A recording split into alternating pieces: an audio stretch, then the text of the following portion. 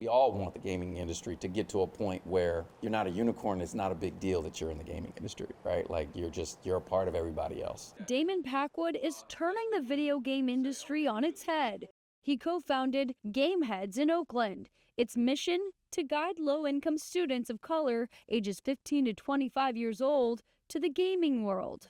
If you give students the best hardware and the best software, and then you provide them with the best instructors and the best mentors, they'll get very good. And that was always my theory, and we're proud to see that actually come into fruition.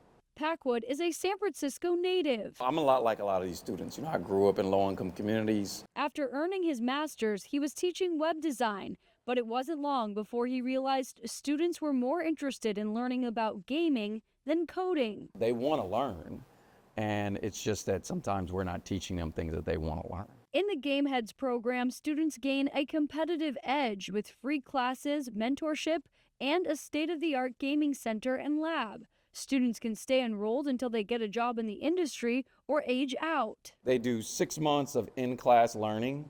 All of our classes are taught by video game industry professionals. During the summer, they all get video game industry professional mentors, and they have to build a game over 15 weeks. And then they have to showcase that game at the end of the summer, and then they have to release that game online by the end of the year. Gameheads is Black-owned and operated in an industry that Packwood says lacks representation. The numbers are out of whack. That's why it's so significant that we have an African-American board of people that are in the gaming industry, because they only represented 2%.